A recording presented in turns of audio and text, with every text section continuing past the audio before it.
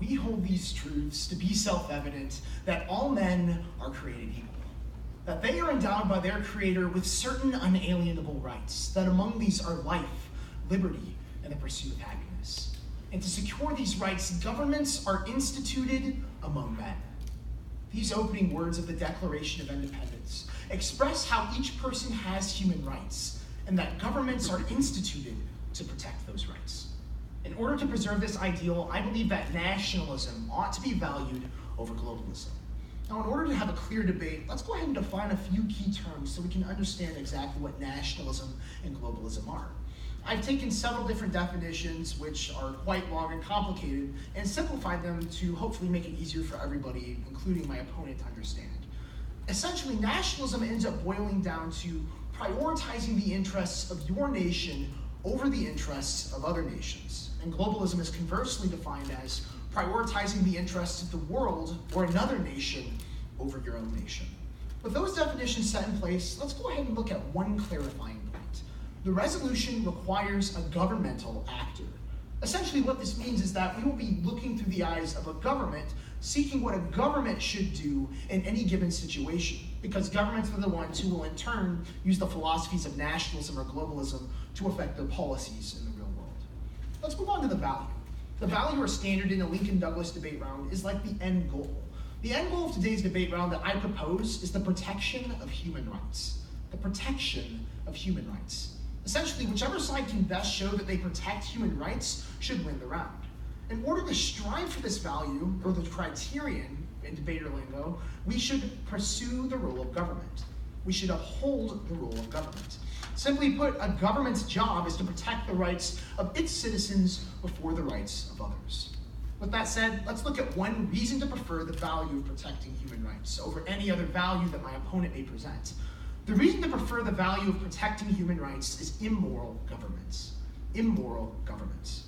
Essentially, human rights has to be valued and placed as the end goal of this debate, because when we don't look at governments or societies that actually strive to protect human rights, nationalism and globalism can result in the exact same immoral actions. Allow me to give you an example. Take Nazi Germany for a second. Nazi Germany did not obviously value the human rights of all people. And in doing so, they thought subjectively it would be in the best interest of their nation to kill 6 million Jews, plus gypsies, and etc. This is obviously an extreme form of nationalism. However, on the flip side, you could also say it was an extreme form of globalism. Adolf Hitler and the Nazi regime did these actions out of the mindset of doing what they thought was in the best interests of the world. Now, although we do need to be realistic when talking about nationalism and globalism, we need to look at these concepts when they're actually trying to protect human rights, not when they're clearly trying to violate human rights, because if we don't, we can't even have an educational debate, and there's really no common ground that we can find.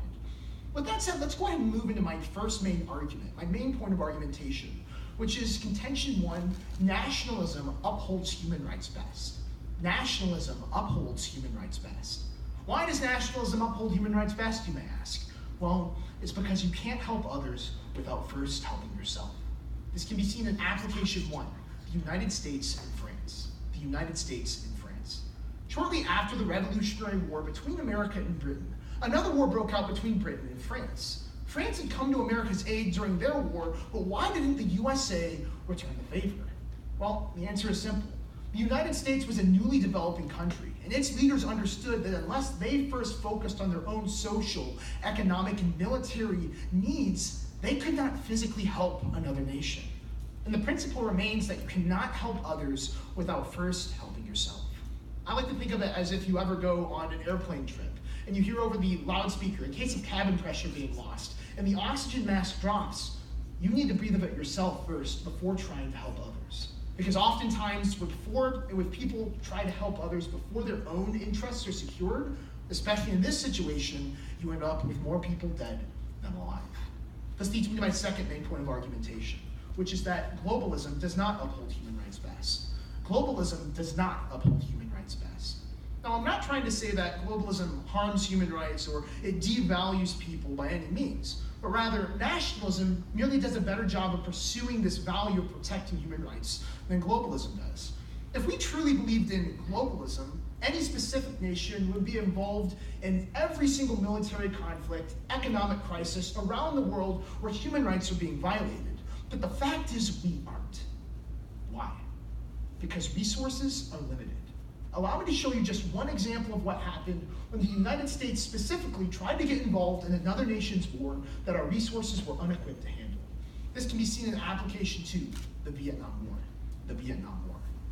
During the Vietnam War, the United States had great intentions to aid the people of South Vietnam and to prevent the spread of communism to the rest of the world. However, the US did so at a great cost to their own nation. Almost 52,000 US troops killed in action, 160,000 wounded, and 1,600 gone missing. We got involved in another nation's war, another nation's conflict that our resources weren't equipped to handle. And at the end of the day, our own citizens paid the price for it. Principle remains that nationalism is what is best suited to protect human rights, because you have to protect your own interests. You have to help yourself before you can help others. Ultimately, I believe nationalism will protect the goal of human rights.